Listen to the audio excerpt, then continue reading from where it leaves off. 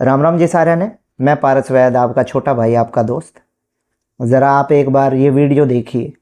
खाना भी बट रहा है तो चूड़ों में बट रहा है सब। तू भंगी है क्या? है तू है क्या भंगी? तो वीडियो आपने देख ली होगी। हालांकि जो वीडियो आई है, इन दोनों वीडियो में जो इंसान आपको दिख रहे हैं, दोनों ने ही बाद में माफ़ी मांग ली थी। तो जब भी वाल्मीकि समाज को कोई नीचा दिखाने की कोशिश करता है तो वो इन 2-3 शब्दों का इस्तेमाल करता है। या तो कोई भंगी कह के पुकारता है या कोई चूड़ा कह के पुकारता है। इसके अलावा भी 2 और नाम हैं जो बहुत कम लोग लेते हैं, पर मैं आपको बता दूं, हलालखोर और मेहतर। अब ये नाम आए कहाँ से? तो आज की जो हमारी वीडियो है वो 2 मुद्दों पे होने वाली है। एक तो जो ये 4 नाम हमारे समाज को दिए गए थे आवेश में आके, चिढ़ के, ठीक, वो किसने दिए थे? और दूसरा, वाल्मीकि समाज में सूअर की बलि क्यों दी जाती है? ये सारी बात मुगल काल से जुड़ी हुई है। ये अभी की कोई बात नहीं है जो मैं आपसे करूँगा। दूसरी बात, मैं अपनी हर वीडियो में कहता हूँ कि वीडियो में मैं जो भी आपको बताऊँगा वो बिल्कुल अपने मन से नहीं बताऊँगा। इसके बारे में पहले मैंने रिसर्च की है, पढ़ा है, सुना है, समझा है, उसके बाद जाके मैं ये वीडियो बना रहा हूँ। बाकी वीडियो में मुझसे कोई गलती हो तो पहले ही माफ़ी चाहूँगा। तो इस बात की शुरुआत होती है 1483 में। मुग़ल शासक बाबर का जन्म उज़्बेकिस्तान में हुआ और उस मुग़ल शासक के पहली बार भारत में कदम पड़े। और 1526 में उसने पानीपत की पहली लड़ाई में इब्राहिम लोदी को हरा दिया। उसके बाद हुआ क्या कि भाई दिल्ली सल्तनत पे बाबर का कब्ज़ा हो गया, बाबर का शासन हो गया। और पहले भी और आज भी एक कहावत थी कि भारत में जिसका दिल्ली पे कब्जा है उसका पूरे देश पे कब्जा, यानी जो दिल्ली पे राज करेगा वो पूरे देश पे राज करेगा। बाबर जो था वो इस्लाम धर्म को फैलाना चाहता था पूरे देश में, और जो हमारे पूरे भारत देश का वो धर्म बदलना चाहता था। उसने क्या किया कि मंदिर तुड़वाने चालू कर दिए और उसके ऊपर मस्जिदें खड़ी कर दी। आपने सुना होगा बाबरी मस्जिद के बारे में, जो भी कुछ साल पहले तोड़ दी गई है। और एक बात और, इस वीडियो में ना मैं कोई जातिवाद करना चाहता हूँ, ना मैं कोई धर्मवाद करना चाहता हूँ। बस मैं चाहता हूँ कि आपको हमारे वाल्मीकि समाज का इतिहास बिना लाग लपेट के पता हो। बस यही मेरी कोशिश है। उसके बाद फिर बाबर ज़्यादा दिन भारत पर राज नहीं कर पाया, लेकिन उसी के वंश के फिर कई और मुग़ल शासक आए, जिसमें हुमायूं, अकबर, जहांगीर और शाहजहाँ शामिल है। इसके बाद आता है औरंगज़ेब का टाइम। यही वो सबसे खतरनाक दौर था जिसमें सबसे ज़्यादा धर्म परिवर्तन हुए। 1658 से 1707 तक औरंगज़ेब का शासन रहा। ये पहला ऐसा मुग़ल बादशाह था जिसका सबसे लंबा शासनकाल रहा, 49 साल का। और औरंगज़ेब ही सबसे क्रूर बादशाह था जिसने तलवारों के दम पे सबसे ज़्यादा भारत में धर्म परिवर्तन करवाए। सबसे ज़्यादा हिंदू धर्म के लोगों को इस्लाम धर्म में लाने वाला भी औरंगज़ेब ही था। इसमें इसने जजिया कानून लागू कर दिया। जजिया कानून में ये होता था कि भाई जो भी इंसान इस्लाम धर्म से बाहर का है उसको ज़्यादा टैक्स देना पड़ेगा। इस्लाम धर्म से बाहर का मतलब यानी भारत देश के जो सनातनी हैं उनके ऊपर बहुत ज़्यादा कर लगा दिया गया, टैक्स लगा दिया गया। उनसे साम दाम दंड भेद हर तरीके से टैक्स वसूला गया। और इस जजिया कानून से बचने का सिर्फ एक ही तरीका था कि भाई आप अपना धर्म बदल लो, इस्लाम धर्म में आ जाओ। तो सनातन धर्म की, हिंदू धर्म की बड़ी बड़ी जो जातियाँ थी, मैं किसी को भी ऊंचा या नीचा दिखाने की कोशिश नहीं कर रहा हूँ, उन्होंने अपना धर्म बदला।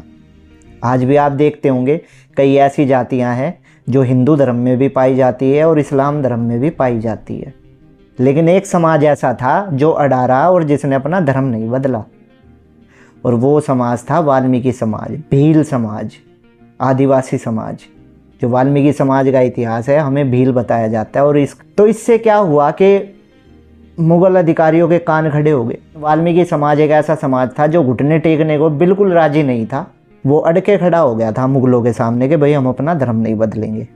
और इसी मुग़ल शासनकाल में हमें हमारे बावरी साहब भी मिले, जिन्होंने मुग़लों से ही लोहा लेते हुए वीरगति पाई। और बाद में फिर हमने उनको पर्चों के दम पे धोखना पूजना शुरू कर दिया। तो फिर हुआ यूँ कि बड़ी बड़ी जातियों ने अपने धर्म बदलने शुरू कर दिए थे, किसी मजबूरी में लगा लो, लठ के जोर पे लगा लो, कैसे भी। पर वाल्मीकि समाज अड़ा हुआ था। मुग़ल शासकों तक ये खबर गई, जब तक भाई भारत में मुग़लों को आए काफ़ी साल हो चुके थे। अब मुग़ल शासकों तक ये खबर जाते ही उनके दिमाग में तो गादड़ी दौड़ गई, सांप सूंघ गया उन्हें कि भाई एक समाज ऐसे हमसे आमने सामने की टक्कर ले रहा है, तो भाई ऐसे तो इनके साथ और भी खड़े हो जाएंगे और जो हमारा मुग़ल बादशाहत है, जो हमारी मुग़ल सल्तनत है, वो तो ख़त्म हो जाएगी। और एक बात और, मुग़ल हम उन्हें कहते हैं जो मंगोलिया से आए हैं। बाबर जो था वो मंगोलिया से आया था, जो चंगेज़ खान और तैमूर का वंशज था। तो क्या किया मुग़लों ने, जब वाल्मीकि समाज ने घुटने टेकने से मना कर दिया, कि जो हमारे वाल्मीकि पूर्वज थे उनकी छातियों पे तलवारें चलाई, बहन बेटियों के साथ दुर्व्यवहार किया, छोटे छोटे बच्चों को तलवारों की नोक पे उछाला, लेकिन समाज फिर भी नहीं झुका। उसके बाद मुग़लों ने सोचा कि भाई लठ के दम पे, तलवारों के दम पे तो ये झुक नहीं रहे, क्यों ना इनको ऐसी जिल्लत भरी ज़िंदगी दे दी जाए जिससे तंग होकर ये सोचे कि भाई इस जिल्लत भरी ज़िंदगी से तो हम धर्म बदलना ही सही समझेंगे। तो उन्होंने क्या करा, हमारे समाज को काम दे दिया लैटरिन साफ़ करने का, नालियाँ साफ़ करने का, मुर्दाखोरी का, कोई भी मरा हुआ जानवर जो कई दिनों से सड़ रहा है, जो लावारिस है, उसको ठिकाने लगाने का काम। सेम काम इंसानों के साथ भी, कि भाई कोई भी लावारिस इंसान की लाश है उसको ठिकाने लगाने का काम वाल्मीकि समाज के लोग करने लगे। और इसके साथ एक और बात, जो मुग़ल बड़े अधिकारी थे और जो मुग़ल बादशाह जब बीमार हो जाते थे और जब मरण सैया तक पहुंच जाते थे, तो उनका ख्याल भी वाल्मीकि समाज के लोग रखते थे। उनकी उल्टियाँ साफ़ उनसे करवाई जाती थी, उनकी गंदगी वगैरह सब हमारे समाज के, हमारे पूर्वजों से करवाई जाती थी। लेकिन समाज फिर भी डटा रहा और झुकने को तैयार नहीं हुआ। उसके बाद जैसे कुछ और साल, या यूँ कहें कुछ और सदियाँ बीत गई, तो मुग़ल खलीफाओं ने और मुग़ल शासकों ने, जो बादशाह से जो नीचे होते थे रियासतों के राजा, उनको शासक, और जो शासकों से नीचे होते थे यानी कई गांवों के सरदारों के सरदार, यानी एक गांव का एक सरदार होता है, उन सरदारों के ऊपर जो एक सरदार होता था उसे खलीफा कहते थे। तो हुआ यूँ कि खलीफा और शासकों ने एक प्रथा बना दी थी कि भाई हिंदू धर्म की कोई भी बहन बेटी नई जो शादी करके आएगी तो वो पहली रात अपने पति के साथ ना रह के हमारे साथ गुजारेगी। हिंदू धर्म के लोगों ने इसका विरोध किया, पर भाई वही बात है, लठ के दम पे इन्होंने अपनी मनमानी की। लेकिन वहाँ भी वाल्मीकि समाज ने एक रास्ता खोज निकाला। वहाँ इन्होंने देखा कि जैसे हिंदू धर्म में गौ माता का मांस खाना पाप है, वैसे ही इस्लाम धर्म में सूअर का मांस खाना तो बहुत दूर, उसका नाम लेना भी हराम है। तो क्या हुआ, हमारे वाल्मीकि समाज के जो लोग हैं उन्होंने सूअर पालना चालू कर दिया।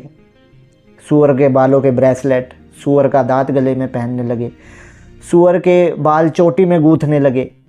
वहाँ से ये रिवाज बनाया गया कि जब भी कोई बहन बेटी नई ब्याह के घर आएगी तो हम सूअर की बलि अपने देवता को चढ़ाएंगे। उसके बाद ये हुआ कि जब नई ब्याही दुल्हन घर आई और मुग़ल शासक और खलीफा ने अपने सैनिकों को भेजा, तो जब सैनिक लेने आए नई दुल्हन को शासक और खलीफा के पास ले जाने के लिए, तो हमारे जो बड़े बुज़ुर्ग थे उस टाइम के, उन्होंने सैनिकों को बोला कि भाई आप रुकिए।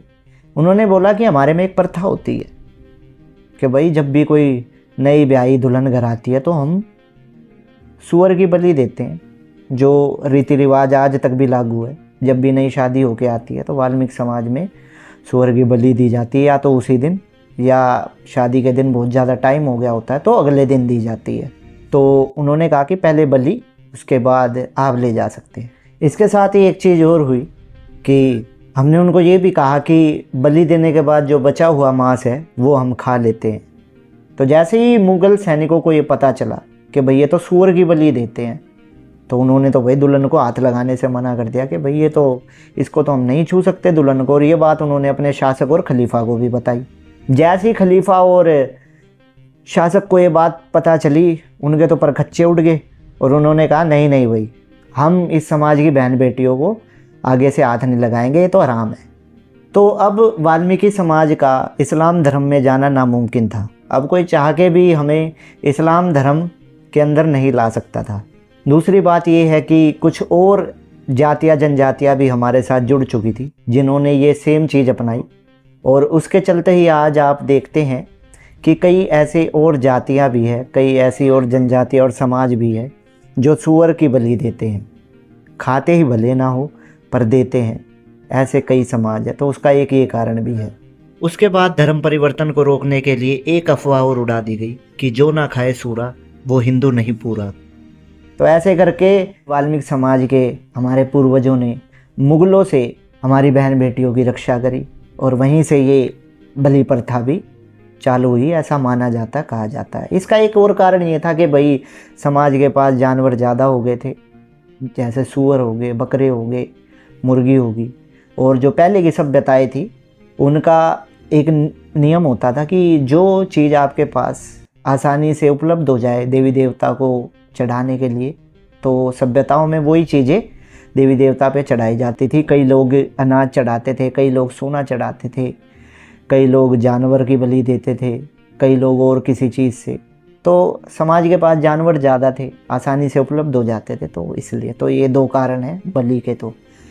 तो आप देखेंगे कि जितनी भी किताबें हैं मुग़ल काल की, चाहे वो बाबरनामा हो, अकबरनामा हो, शाहजहाँनामा हो, औरंगजेबनामा हो, ये किताबों के नाम हैं।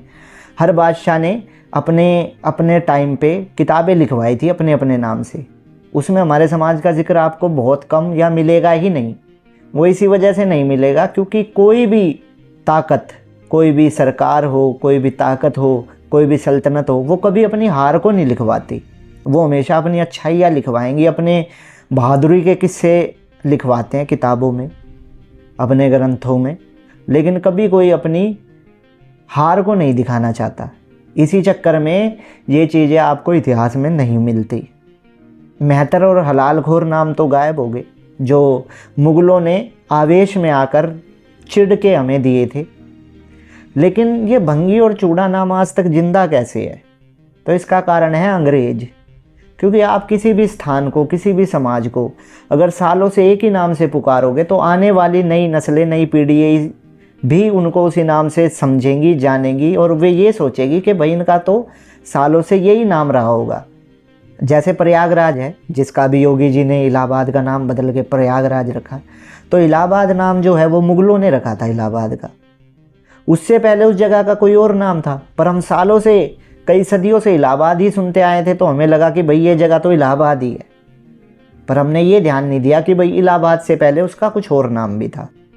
तो ये कुछ बात है। इसके बाद अंग्रेज आए, उन्होंने समझा कि भाई हमारे समाज का तो शायद नाम ही यही होगा, तो उन्होंने अपने ब्रिटिश दस्तावेजों में हमारे समाज को भंगी या चूड़ा कह के संबोधित किया।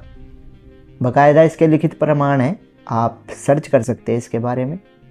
और वहाँ से उन्होंने हमें एक नाम दिया, स्कैवेंजर। और उन्होंने फिर आगे चल के आधिकारिक तौर पे भी हमारी इसी में ही ड्यूटी, नौकरी लगानी चालू कर दी, साफ़ सफाई में और सब चीज़ों में। तो यहाँ से ये दो नाम जिंदा रह गए, भंगी और चूड़ा। बाकी जो दो नाम थे वो मिट गए। तो उम्मीद है आपको पता चल गई होगी कि जो ये चूड़ा, भंगी, मेहतर और ये हलालखोर जो मुग़लों ने नाम दिए थे ना, ये सिर्फ चिढ़ में आके चिढ़ कर दिए थे, आवेश में आकर दिए थे। ठीक। दूसरी बात ये है, अब मैं आपको बताना चाहूँगा समाज के वीर योद्धा और वीरांगनाओं के बारे में, जिनके बारे में अगर आप सुनोगे तो आपकी वाल्मीकि समाज के बारे में सोच बदल जाएगी बिल्कुल। तो सबसे पहले तो मैं बात करूँगा दादा ढुल्ले वाल्मीकि की। ये हास्य की तरफ के वीर योद्धा हुए हैं जो वाल्मीकि समाज से थे। आपको इनके नाम से ही पता चल गया होगा। इन्होंने तैमूर के 350 मुग़ल सैनिकों से लोहा लिया था अकेले। उसके बाद आ जाते हैं झलकारी बाई पे, जो झांसी की रानी लक्ष्मीबाई की सेनापति थी। उसने अंग्रेजों की नाक में लठ दे दिया था। उसके बाद आ जाते हैं कानपुर के रामाशेर वाल्मीकि के ऊपर, क्रांतिकारी थे वो भी कानपुर में। ठीक। उन्होंने जमकर अंग्रेजों से लोहा लिया था, बाद में उनको डाकू करार करके अंग्रेजों ने फांसी दे दी थी। उसके बाद उदयभान सिंह वाल्मीकि, जो राजा सूरजमल के सैनिक, वीर सैनिक थे, उन्होंने भी मुग़लों और अंग्रेजों से जम के लोहा लिया था। तो ये कुछ हमारे समाज का इतिहास रहा है। दूसरी एक और बात, आज के दौर में वाल्मीकि समाज शिक्षा के स्तर पे भी तरक्की कर रहा है, खेलों के स्तर पे भी तरक्की कर रहा है। हाल फिलहाल आप गूगल पे भी देख सकते हैं, समाज के कई ऐसे लोग हैं जिन्होंने अलग अलग खेल क्षेत्र में समाज का नाम रोशन करा है, शिक्षा के क्षेत्र में नाम रोशन किया है। अलग अलग चीज़ों में नाम रोशन कर रहे हैं। हाँ, एक चीज़ ज़रूर है कि आज भी समाज का एक बड़ा हिस्सा नशे की जड़ में लिपटा हुआ है। और मैं आपको एक बात बता दूं, अगर समाज का वो बड़ा हिस्सा जो नशे की जड़ में लिपटा हुआ है, अगर वो आज़ाद हो जाए ना नशे की जड़ से, तो हमारा समाज एक ऐसा समाज है जिसको ऊपर जाने से कोई नहीं रोक सकता। तो आखिरी में बस आपसे यही विनम्र निवेदन करूँगा, आपको ये बातें बताने का सिर्फ एक ही मेरा लक्ष्य था। इन चीज़ों के बारे में रिसर्च करने का, किताबें पढ़ने का भी मेरा सिर्फ एक ही मकसद था कि आगे से आप इन शब्दों का उपयोग ना करें, क्योंकि जब बातें पता चल जाती है तो पता चल जाता है कि ये शब्द तो व्यर्थ है। जो ये चूड़ा भंगी जैसे शब्द है ना, व्यर्थ है, ये हमारे समाज के लिए नहीं है ये शब्द। ये तो मुगलों ने जो है आवेश में आके, चिड़पन में आके हमें ये नाम दिए थे। और जाते जाते एक बात और आपसे कहना चाहूँगा कि मैं बिल्कुल भी 100% ये दावा नहीं करता हूँ कि समाज को लेकर जो भी बातें मैंने वीडियो में बताई है वो 100% पत्थर की लकीर है, क्योंकि कुछ चीज़ें मैंने पढ़ी है, कुछ बड़े बूढ़ों के मुंह से सुनी है, कुछ दंत कथाएँ हैं जो समाज के बारे में कही जाती है। तो इसलिए मैं 100% वीडियो में बताई गई कुछ बातों का सटीक दावा नहीं करूँगा, पर जहाँ तक मैंने सुना है, समझा है, यही बातें सामने आई है। बाकी वीडियो में कुछ बताने और बोलने में मुझसे कोई गलती हुई हो तो दोबारा मैं आपसे माफ़ी चाहूँगा। तो बस इसी के साथ इस वीडियो को ख़त्म करूँगा। और भाई, सब वाल्मीकि भाइयों से और सभी अदर बिरादरियों से एक ही निवेदन करूँगा कि भाई एक रहे। आखिर में है सब हम भारतीय, ठीक? जाति पाति तो बहुत बाद में आती है, सबसे पहले तो हम भारतीय हैं। और सबसे बड़ी जात तो इंसानियत की जात है, आदम जात है। और हाँ, अगर वीडियो को लेकर आपकी कोई भी राय है तो आप मुझे कमेंट में बता सकते हैं। जय महर्षि वाल्मीकि, जय बाबा गुरु गोरखनाथ।